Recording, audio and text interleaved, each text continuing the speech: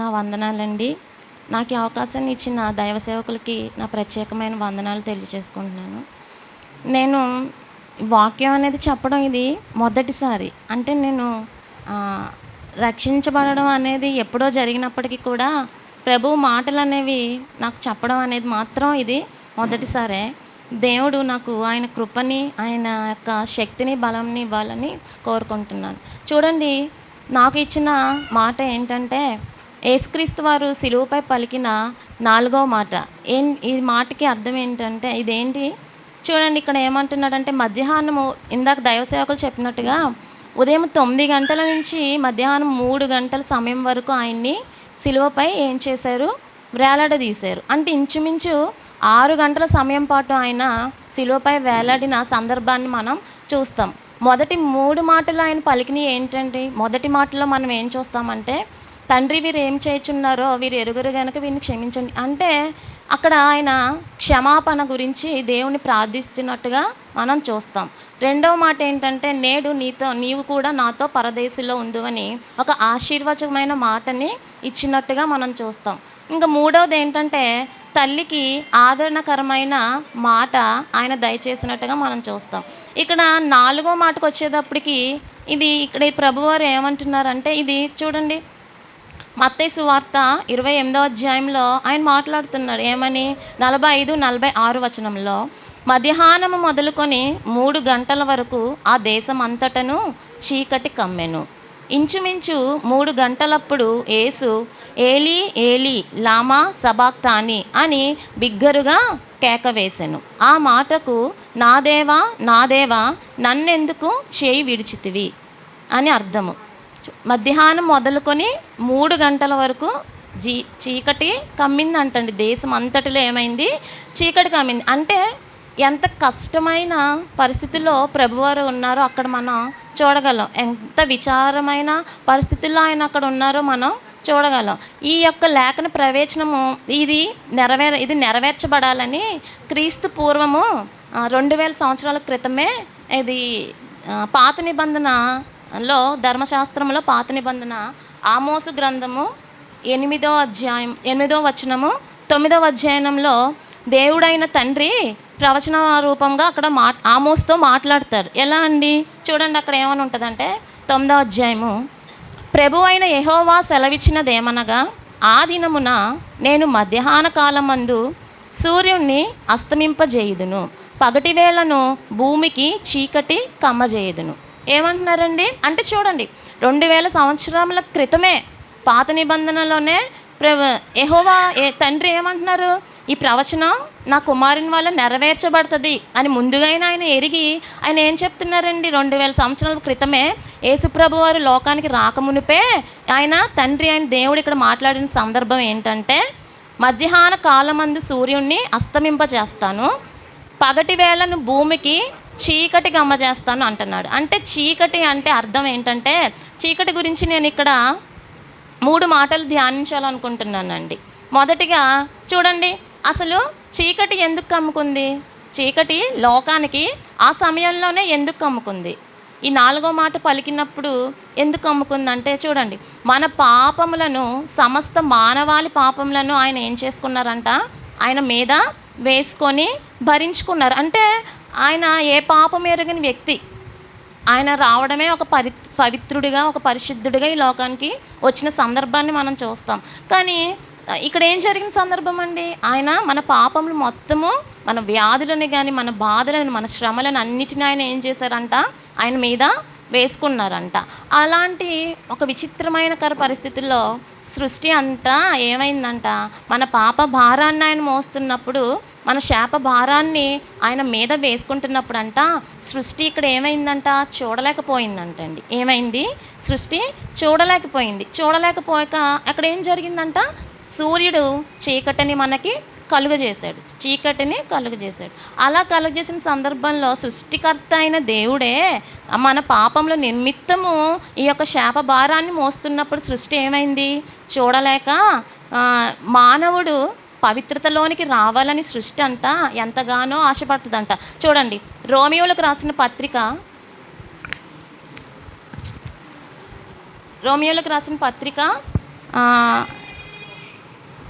8వ అధ్యాయము 22లో మనం చూస్తే ఏమనంటుందండి, సృష్టి యావత్తు ఇది వరకు ఏకగ్రీవముగా మూలుగుచు ప్రసవ వేదన పడుచున్నదని ఎరుగుదుము. ఏంటండి ఇక్కడ సృష్టి యావత్తు కూడా ఏమంటుందంట, అక్కడ ప్రసన్న వేదన పడుతుందంట. అసలు ఎందుకు ప్రసన్న వేదన పడుతుందండి అక్కడ సృష్టి? ఎందుకంటే మనము ఒక సృష్టికర్త అయిన దేవుడు మన పాప విమోచన కొరకు ఈ భూమి మీదకి వచ్చిన దేవుడే సిలువ పైన మన పాపముల నిమిత్తం వేలాడుతుంటే ఒక మనుషుల్ని పవిత్రతలోనికి తీసుకురావాలి అనుకున్న సృష్టి అక్కడ ఏం చేస్తుందంటండి, విలవిలబోతుంది, బాధపడుతుంది, విలపిస్తుంది, చూడలేకపోతుంది. ఆయన ఉన్న ఆ సందర్భాన్ని సృష్టి చూడలేకపోతుంది, ప్రసవ వేదన పడుతుందంట. కాబట్టి ఏం జరిగిందండి, సృష్టి అనేది అలా చూడలేని సందర్భంలో అక్కడ చీకటి కమ్ముకున్న పరిస్థితి మనం చూడగలుగుతాం. రెండవదిగా నేను చెప్పే మాట ఏంటంటే, చీకటి దేవుని ఉగ్రతకు కారణం అండి. ఏంటంట, చీకటి దేవుని ఉగ్రతకు కారణం, ఆయన కోపానికి కారణం. ఆయన మనం యొక్క పాపములను మనం ఒక శాప భారాన్ని ఆయన చూడలేనప్పుడు ఏమైంది, ఆయన ఉగ్రత అనేది అక్కడ చూపించబోయాడు. ఎలా అంటే దీనికి ఒక ఉదాహరణ నేను చెప్తానండి. చూడండి, పాత నిబంధనలో ఇజ్రాయెల్ ప్రజలు ఐగుప్తు దేశంలో ఉన్నప్పుడు అక్కడ ఏం జరిగిందండి, ఫరో హృదయము కఠినమ్మ చేయబడింది. ఆ కఠినమైన సమయంలో దేవుడు అక్కడ ఏం జరిగించాడు, ఒక భయంకరమైన శ్రమలను పంపించాడు. 10 శ్రమలను ఆయన పంపించినట్టుగా చూస్తాం. ఆ శ్రమల్లో 9వ శ్రమ ఉంటుంది, 9వ మాట ఉంటుంది కదండి. 9వ శ్రమ ఏమని పంపుతాడండి దేవుడు అక్కడ? ఏమని పంపుతాడు, నేను ఆ దేశం అంతటి మీద ఏం చేస్తాను, 3 దినములు చిమ్మ చీకటిని కమ్మిస్తాను అని చెప్తున్నాడు. అది కూడా చూడండి, నిర్గమకాండము 10వ వచనంలో మనం చూస్తాం ఆ మాటను. చూడండి, నిర్గమకాండము 10వ వచనము 10వ అధ్యాయము 21, 22 వచనాలు. అందుకు యెహోవా మోషేతో, ఆకాశము వైపు నీ చేయి చాపుము, ఐగుప్తు దేశము మీద చీకటి చేతికి తెలియనంత చిక్కని చీకటి కమ్ముననెను. ఏమంటున్నారండి, చేతికి తెలియని అంటే మోషే చేయి చాపినప్పుడు ఆయనకు కూడా ఆయన చేయ కనిపించినంతగా ఏమొస్తుందంటండి, అక్కడ చీకటి కమ్ముకుంటుందంట. అంటే చీకటి అంత భయంకరమైన పరిస్థితి, అంత భయంకరమైన వేదనకి సంబంధించిన పరిస్థితి. దేవుని ఉగ్రత అంటే ఏంటండి, దేవుని కోపం. అసలు ఆయన కోపం రగిలించుకున్నప్పుడు మనం ఏ పాటి వారమండి, దాని నుంచి విడిపించబడడానికైనా విడుదల కలగజేసుకోవడానికైనా మనకి అది సాధ్యం కాని పరిస్థితి. అలాంటి చీకటి శ్రమలు, అలాంటి సమయంలో కూడా దేవుడు ఏం చేశాడంట, చీకటిని అక్కడ చీకటిని ఇచ్చిన సందర్భాన్ని మనం చూస్తామండి. అలాగే మూడవదిగా ఇక్కడికి వచ్చేటప్పటికి యేసుప్రభు వారు సిలువ మీద మన పాపముల నిమిత్తము, మన శాపముల నిమిత్తము ఆయన ఏమయ్యారంటండి, పాప భారాన్ని ఆయనపై వేసుకున్నారంట. శాప భారాన్ని ఆయనపై వేసుకున్న సందర్భాన్ని మనం అక్కడ చూస్తామండి.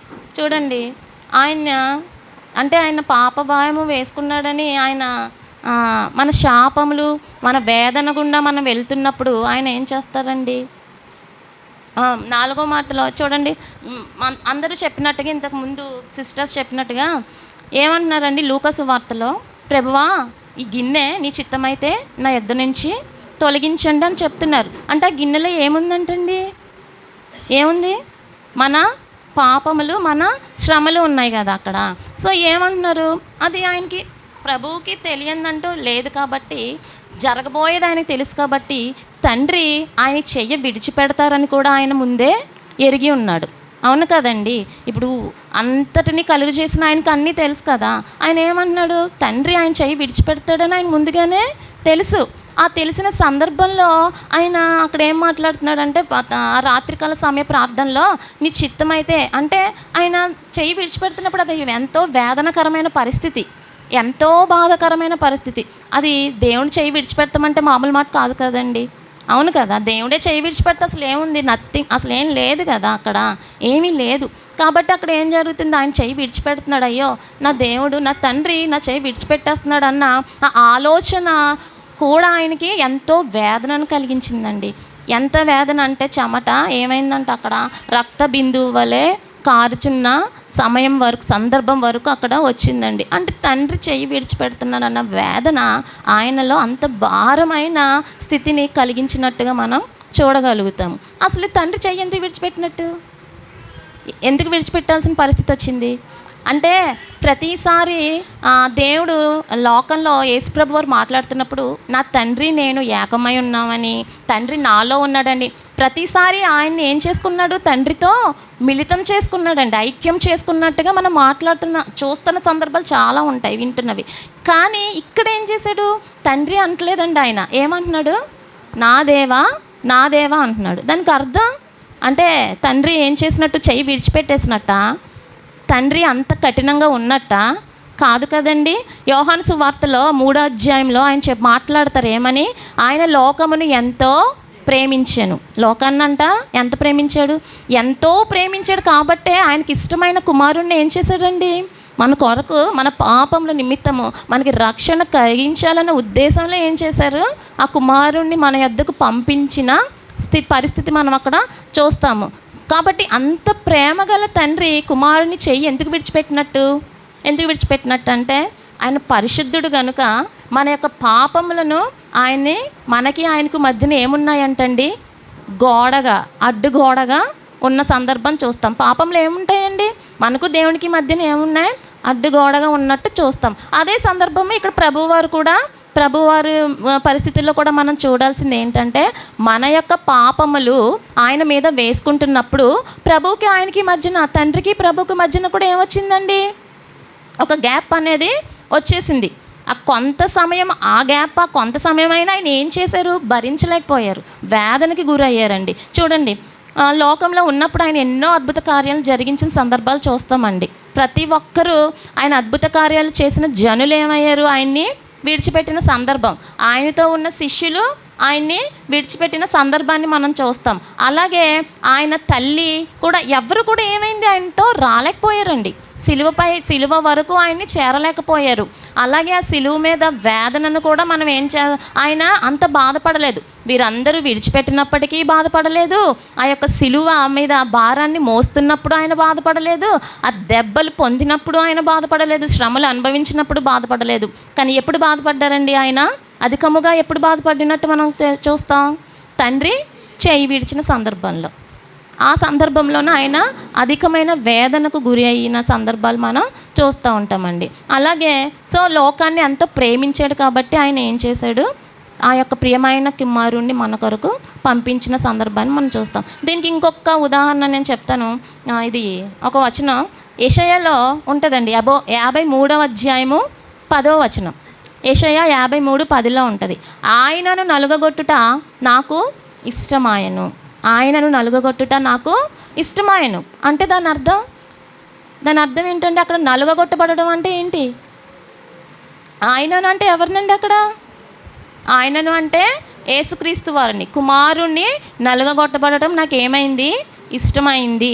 అంటే ఎందుకు నలగొట్టబడ్డారు, ఇప్పుడు తండ్రి కుమారుల మధ్యన బంధం అనేది చాలా పవిత్రమైంది, చాలా మనం అది ఒక విడదీయలేని ఒక బంధంగా మనం చూస్తూ ఉంటాం కదా లేఖనాల ద్వారా. కానీ ఆ సందర్భంలో నలుగగొట్టబడటం నాకు ఇష్టమైంది అని ఆయన ఎందుకు మాట్లాడుతున్నాడండి, కేవలము నా పాపముల నిమిత్తము ఏమైందంటే అక్కడ ఆయన నలుగగొట్టబడడం అనేది జరిగింది. అలా జరగడం అనేది దేవునికి ఇష్టమైంది. ఎందుకు ఇష్టమైందంటే, మనల్ని ఆయన ఏంటండి, ఆయన యొక్క రాజ్యంలో చూడాలని ఆయన కోరుకుంటున్నాడు. ఆయన యొక్క రాజ్యంలో మనం వారసులుగా ఉండాలని ఆయన ప్రభు అయిన యేసుక్రీస్తు వారిని ఏం చేశాడండి, ఆయన ఈ లోకానికి పంపించాడు. మన శ్రమలను, మన పాపములను, మన వేదనలను, మన బాధలను ఆయన మీద వేసుకొని ఆయన ఏం చేశారంట, ఆ సిలువ మీద అలా వేలాడిన సందర్భాలు చూస్తాం. అలా నలగగొట్టబడడం వల్లే మనకు విడుదల ఉంది. ఆయన అలా నలగగొట్టబడడం వల్లనే మనకి ఏముందంట, విడుదల ఉందంటండి. మన పాపానికి కానీ మన యొక్క శాపానికి కానీ విడుదల దానివల్లే. అందుకే దేవునికి ఏమైంది, అది ఇష్టమైందంట, దేవునికి అది ఇష్టమైంది. కాబట్టి ఆ యొక్క పాప భారములు ఆయన మీద పడిన సందర్భంలో కూడా తండ్రి ఏమీ చేయలేని పరిస్థితిలో అలా చూస్తూ మౌనముగా ఉన్నాడు తప్ప ఏమీ సహాయం చేయలేదు. ఎందుకు చేయలేదంటే, తగిన సమయమునందు ప్రభువారిని ఆయన ఏం చేశాడండి? హెచ్చించాడు. ఏం చేశాడు? హెచ్చించాడు. అక్కడ చెయ్యి విడిచిపెట్టాడు, అక్కడ మౌనంగా ఉన్నారు. అక్కడ అంత మౌనంగా అంత ఇదిగా ఉన్న దేవుడు తర్వాత అంత అలా ఉండడానికి కారణం ఏంటంట? ప్రభువైన యేసుక్రీస్తు వారిని ఏం చేయాలంటండి? తగిన సమయంలో హెచ్చించడానికి ఆయన ఏం చేశారు? ఆ యొక్క పరిస్థితిని కల్పించినట్టుగా అక్కడ చూస్తామండి. చూడండి, చివరిగా నేను ఈ మాట చెప్పి ముగిస్తానండి. ఫిలిప్పీలకు రాసిన పత్రిక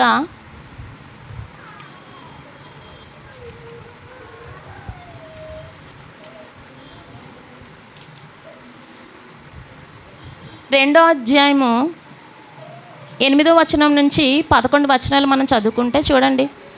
మరియు ఆయన ఆకారమందు మనుష్యుడిగా కనబడి మరణము పొందునంతగా, అనగా సిలువ మరణము పొందునంతగా విధేయత చూపిన వాడై తన్ను తాను తగ్గించుకొనెను. ఏంటండి అక్కడ ఏముంది చూడండి? విధేయత, సిలువ మరణము పొందునంతగా విధేయత చూపిన వాడై. అంటే దేవుడు ఎంత తగ్గించుకున్నాడండి? ఎంతవరకు తగ్గించుకున్నాడు?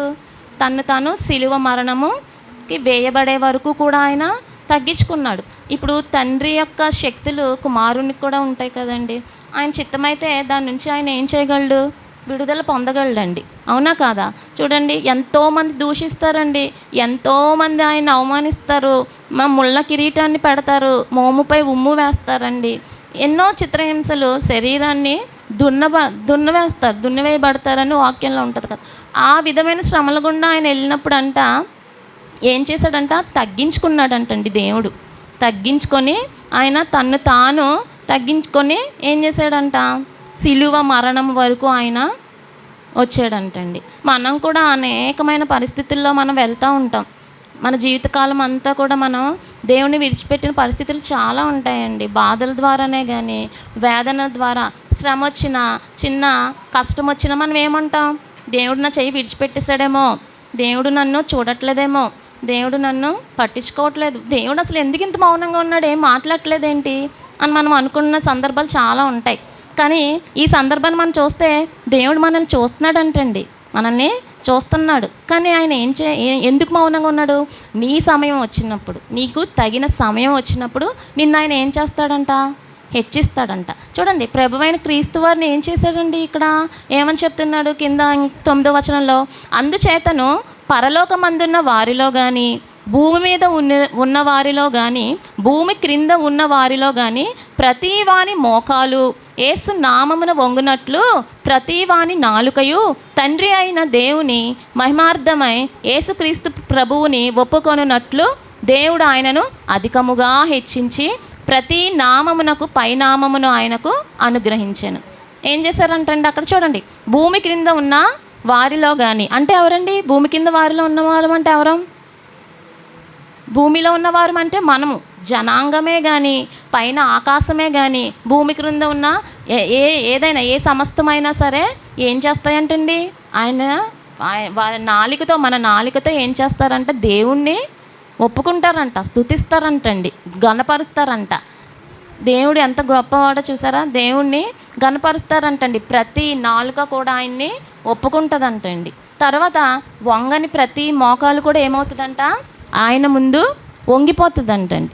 ప్రతి మోకాళ్ళు ఆయన ముందు వంగి, ఈయనే నిజమైన దేవుడు, ఈయనే నిజమైన ప్రభువు, ఈయన వల్లనే మనకు రక్షణ కలిగింది, ఈయనే మన శాపములను పాపములను నుండి మనల్ని విడిపించినవాడు ఈయనే అని ప్రతి ఒక్క మోకాళ్ళు ఆయన ముందు వంగిన సందర్భాన్ని మనం చూస్తూ ఉంటాం. అలాగే కాబట్టి చూడండి, అలాంటి గొప్ప స్థానాన్ని ఏం చేశారండి? దేవుడు యేసుప్రభు వారికి ఇచ్చిన సందర్భాన్ని మనం చూస్తాం, అంత గొప్ప స్థానాన్ని. కాబట్టి మనం శ్రమల గుండా వెళ్తున్నామే, బాధల గుండా వెళ్తున్నామే, అయ్యో నాకు ఈ వ్యాధి వచ్చిందే, నేను ఇక్కడ ఇంకా కోలుకోలేనేమో, అయ్యో నా పరిస్థితి ఏంటి అని మనం ఎప్పుడైతే మనం బాధపడి దేవుడు విడిచిపెట్టేశాడా ఏమో అన్న ఆ యొక్క ఆలోచన మనకి ఏంటంట? రాకూడదంటండి.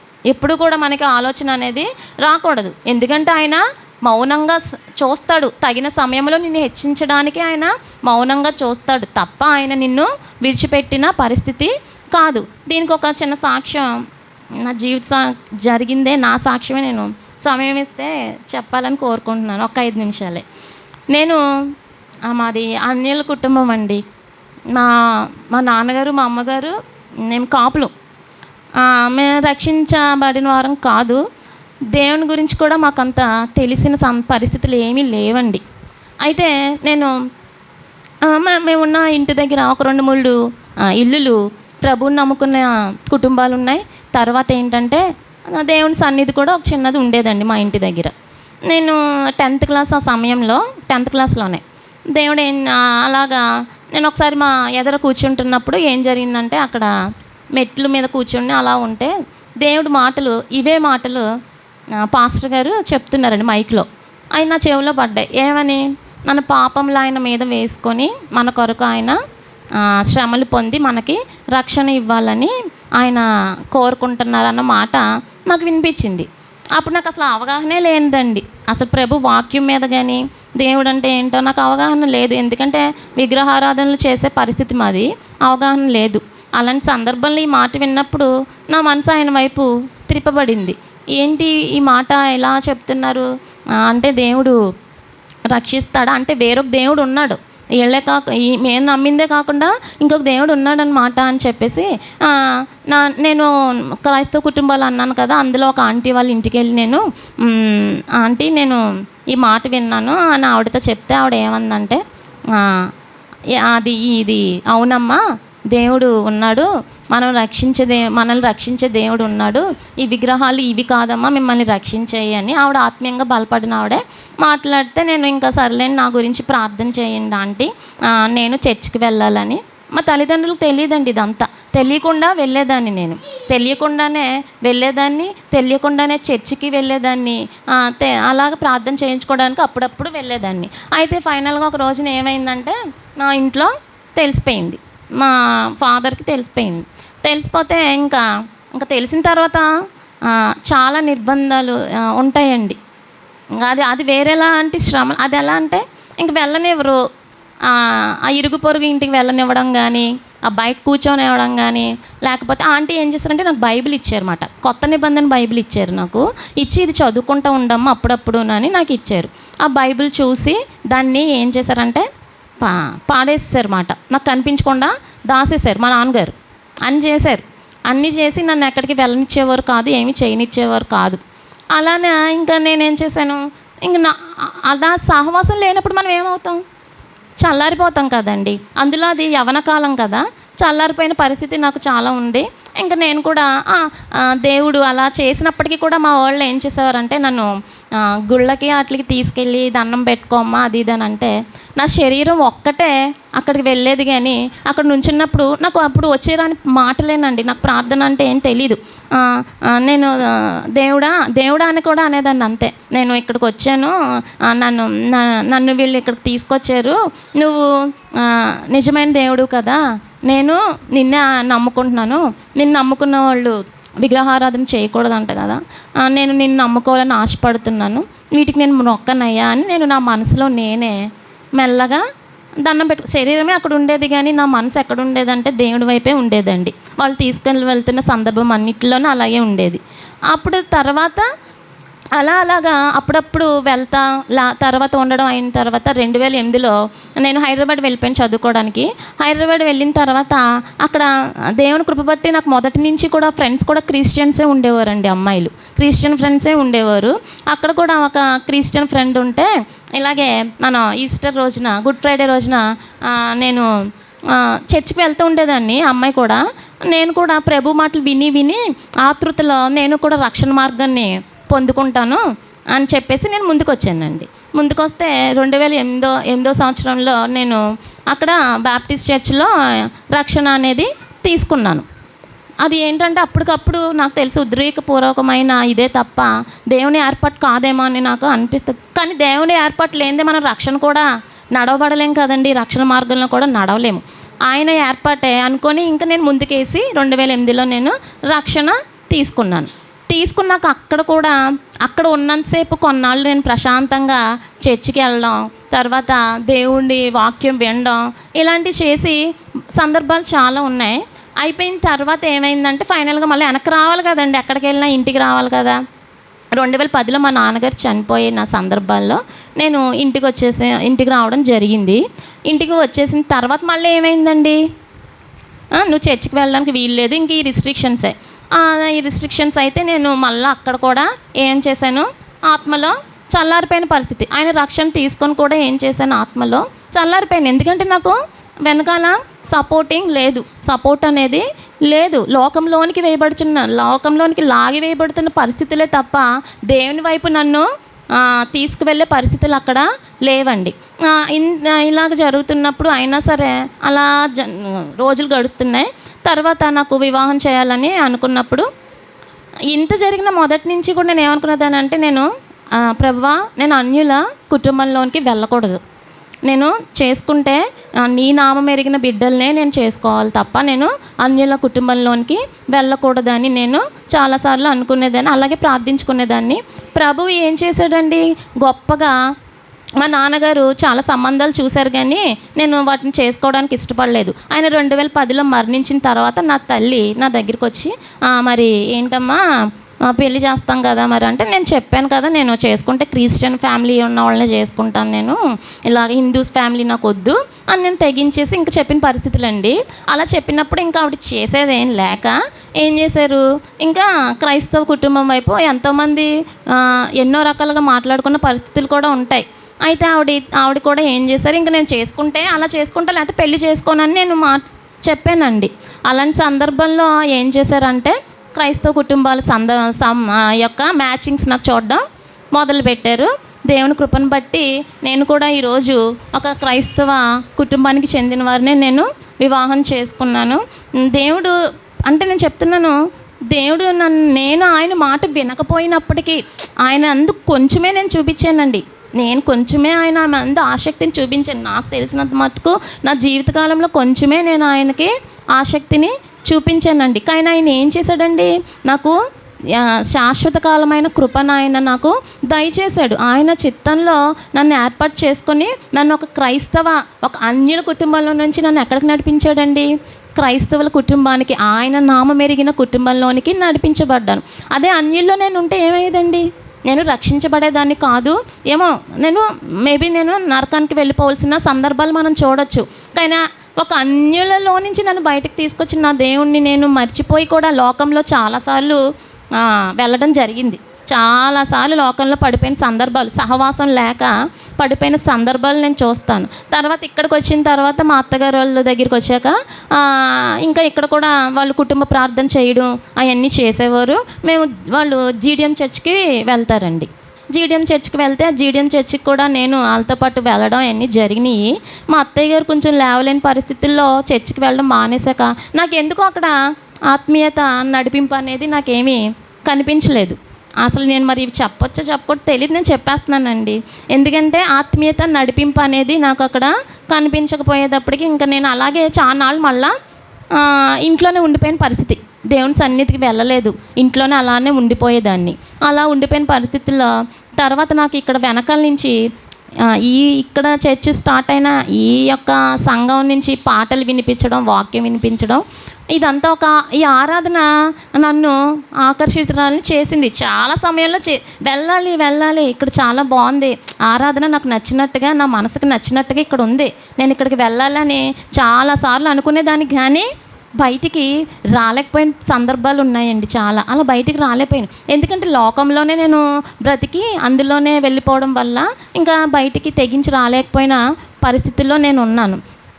ఆఖరికి ఇంకా అప్పుడప్పుడు ఇక్కడికి కూడా వచ్చేదాన్ని, మళ్ళీ మానేసేదాన్ని ఇంట్లో ఉన్న సమస్యలను బట్టి. అలాగా మొన్న ఇంకా ఇలాంటి డేస్ స్టార్ట్ చేయకముందు నేను కూడా ఇంకా ప్రభు సన్నిధికి రావాలని బాగా ప్రేరేపించబడి ఇంకా నేను ఇక్కడికి రావడం, ఈ సన్నిధికి రావడం నేను ఇలాగా మొదలుపెట్టానండి. మొదలుపెట్టిన తర్వాత ఎంతో ఆత్మీయంగా దేవుడు నన్ను ఇక్కడ బలపరిచాడు. ఎంత సంతోషం, మంచి ఆరాధన ఉన్న స్థలానికి నన్ను ఆయన నడిపించాడండి. ఇప్పుడు ఒక అన్యురాలనైనా నేను కూడా ఏదో తెలియని సంఘాలకి వెళ్ళిపోయి అన్యత్వంలో వెళ్ళిపోవడం అది దేవునికి బహుశా ఇష్టం లేదేమో. అందుకే ఆత్మీయ నడిపింపు ఉన్న ఈ సంఘానికి నన్ను ఇక్కడికి నడిపించిన సందర్భం అండి. ఇంకోటి ఏంటంటే, నన్ను అంత బాధ పెట్టిన మా తండ్రి గారు ఆఖరి దినమల్లో ఏం చేశారండి, దేవుణ్ణి నమ్ముకున్నారు. నమ్ముకోవడం అంటే రక్షణ మార్గాన్ని ఆయన తీసుకోలేదు, కానీ దేవుణ్ణి ఆఖరి రోజుల్లో ఆయన లేవలేని పరిస్థితుల్లో దేవుణ్ణి ఇప్పటికైనా నమ్ముకో నాన్న, నీకు అది ఇంకా ఏదో మనం చెప్పాలి కదండి దేవుడు మాటలు. ఆయన మారు మనస్సు నువ్వు కలిగి ఉండి ఆయన నమ్ముకో అంటే, ఆయన ఏ పాత నిబంధన కొత్త నిబంధన అయితే పాడేశారో అదే బైబిల్ తీసుకొని ఆయన చేతిలో నేను పెట్టడం జరిగింది. ఆయన ఆ లేవలేని సందర్భంలో అప్పుడప్పుడు ప్రార్థన చేసుకుంటూ ఆ యొక్క వాక్యాన్ని చదువుకుంటూ, అంటే రక్షణ అయితే ఆయన తీసుకోలేదు కానండి, వాక్యాన్ని చదువుకొని ప్రభువుని అంగీకరించారండి. నా తల్లి కూడా చనిపోయే దినాల ముందు ఆవిడ కూడా మా ఇంటికి రావడం జరిగింది. మేము ఇక్కడ కుటుంబ ప్రార్థనలు అవి పెట్టుకోవడం చూసి ఆవిడ కూడా మారు మనస్సు ఆఖరి రోజుల్లో పొందింది. కానీ ఇద్దరు కూడా రక్షణ మార్గం కూడా నడవలేకపోయారు. ఎందుకంటే వాళ్ళు అన్యత్వంలోనే అలాగా ఉండిపోవడం వల్ల నడవలేకపోయారు. సో దేవుడు అండి మన చెయ్యి అన్నడు కూడా విడిచిపెట్టడు. నేను కూడా ఇంకా చాలా ఉన్నాయి, చాలా చెప్పాలంటే ఉన్నాయి, కానీ అవన్నీ ఇప్పుడు సమయం కూడా లేదు కాబట్టి మా చెల్లి కూడా, నేను మా సిస్టర్స్ ఇద్దరం అండి. ఆ అమ్మాయి కూడా దేవుని ఎరిగిన బిడ్డను చేసుకున్నప్పుడు భయంకరమైన విగ్రహారాధికురాలు ఆవిడ. ఆ అమ్మాయి ఇంకా మారలేదు. అంటే నేనంటే నా ప్రభు చిత్తం వల్ల, నా దేవుని చిత్తం వల్ల రాగలిగాను, అమ్మాయి ఇంకా రాలేకపోయింది. అయితే మా మదర్కి కొంచెం హెల్త్ బాగాలేని సందర్భంలో మా ఇద్దరి మధ్యన కొంచెం క్లాషెస్ అనేవి వచ్చినాయి. వచ్చినప్పుడు నాకు అప్పుడు లోకం కదా కొంచెం ఇంకా దేవుడిలో ఇంత ఇదిగా లేను. నేను అన్నాను, ఇంకా నీతో మాట్లాడను, నేను నీకు నాకు ఇంకా సరిపోదు, వదిలేసేయి, ఇంకా నీతో మాట్లాడి, ఇంకా నా తల్లితోటే నీకు నాకు పోయిందని నేను గొడవపడ్డాను. అలా గొడవపడి నేను వచ్చానండి. తర్వాత నేను ఇక్కడికి వచ్చినప్పుడు ఇక్కడికి ఈ సన్నిధికి వచ్చినప్పుడు పాస్టర్ గారు ఒక ఆదివారం సహోదరిని క్షమించాలని ఒక మాట చెప్పారు. నీ సహోదరిని నువ్వు క్షమించకపోతే నీకు ఏముంది, నువ్వు వాక్యం చదివి ఏంటి, నన్ను వెంబడించి ఏంటి, లాభం ఏముందండి, సహోదరిని మనం ఏం చేయాలంట, క్షమించాలి, మనం ప్రేమించాలి అన్నప్పుడు ఆ మాట ఖచ్చితంగా దేవుడు మాట్లాడుతున్నాడు, నన్ను సరిచేస్తున్నాడు అన్నమాట, నాతో మాట్లాడిన మాటే అని అనుకొని అది ఏం చేశానంటే వెంటనే నేను ఇంటికి వెళ్ళిన వెంటనే అసలు మాట్లాడకూడదు అనుకున్నాను. ఆమెతో ఫోన్ చేసి ఇలా సారీ, నేను బాధ పెట్టినట్టయితే ఇక నుంచి మన ఇద్దరం ఏమి గొడవ పడొద్దు, కలిసిమెలిసి ఉందాము అని అంటే, తను వెంటనే అక్క ఎందుకు నువ్వు సడన్గా ఇలా అంటే అప్పటి వరకు మా ఇద్దరి మధ్యన ఎప్పుడు గొడవ జరుగుతూనే ఉండేది, ఎప్పుడు జరుగుతున్నప్పుడు అక్క నువ్వేంటి ఇలా మాట్లాడుతున్నావు, నన్ను క్షమించమని అడుగుతున్నావు ఏంటక్క, ఫోన్ చేశానని తను ఆశ్చర్యపోతే నేను ఇలాగా దేవుడు నాతో మాట్లాడాడంటే, తను దేవుడు మాట్లాడడం ఏంటి, అన్యులు కదా, దేవుడు మాట్లాడడం ఏంటని తను అంతగా యాక్సెప్ట్ చేయలేకపోయింది. ఏదేమైనా సరే ఆ అమ్మాయి కూడా పాపం వెంటనే ఏడ్చిన సందర్భం, అంటే తనలో కూడా బాధ ఉంది, ఆయన అక్క నేను మాట్లాడుకోవట్లేదని, కానీ బయటికి చెప్పలేని పరిస్థితి, అహంకారమో ఏదో అడ్డొచ్చింది. అలాంటి పరిస్థితుల్లో దేవుడు నన్ను చాలా అన్ని పరిస్థితుల్లో నన్ను నా దేవుడు సరిచేస్తున్నాడండి. ఒక విధంగా ఆయన కొరకు నన్ను వాడుకోవడానికి ఆయన నన్ను సరిచేసి నడిపిస్తున్నాడు. మనల్ని కూడా, నన్నే కాదు మిమ్మల్ని కూడా ఆయన ఏం చేస్తాడు, ఏ పాపములు, ఏ శ్రమలు, ఏ యొక్క వ్యాధులు, బాధల్లో మనం నడుస్తున్నామో వాటన్నిటి నుంచి ఆయన ఏం చేస్తాడండి, తప్పకుండా విడుదలనిస్తాడు. ఆయన రక్షణ మార్గాన్ని వైపు మనల్ని నడిపించడం అనేది జరుగుతుంది. కాబట్టి ఎప్పుడు కూడా మనం ఏమి కోల్పోకూడదండి, దేవుడి మీద నమ్మకం అనేదాన్ని మనం కోల్పోకూడదు, ఆయన ఆత్మీయత అనేది మనం కోల్పోకూడదండి. మనం ఎప్పుడు కూడా ప్రభువుని ఎన్ని శ్రమలు ఇబ్బందులు వచ్చినా, ఆయన చెయ్యి విడిచిపెట్టాడేమో అన్న పరిస్థితి వచ్చినా సరే మనం ఏం చేయాలి, ఆయన విడిచిపెట్టలేదు, మనల్ని చూస్తున్నాడు, మౌనంగా భరిస్తున్నాడు, తగిన సమయం కొరకు హెచ్చిస్తాడని మనం అందరము కూడా ప్రభువు యందు నిరీక్షణ కలిగి రక్షణ మార్గముని, మనం తీసుకున్న రక్షణ మార్గాన్ని మనం ఏం చేయాలి, కాపాడుకుంటూ మన బ్రతుకు దినములన్నీ ఆయన్ని వెంబడించే కృపని దేవుడు నాకు మీ అందరికీ చూపించాలని ఆశిస్తున్నానండి. దేవుడు నాకు ఈ సమయాన్ని ఇచ్చినందుకు, దైవ సేవకులు నాకు ఈ సమయాన్ని ఇచ్చినందుకు వారికి కృతజ్ఞతలు తెలియజేసుకుంటున్నాను. ఆమేన్.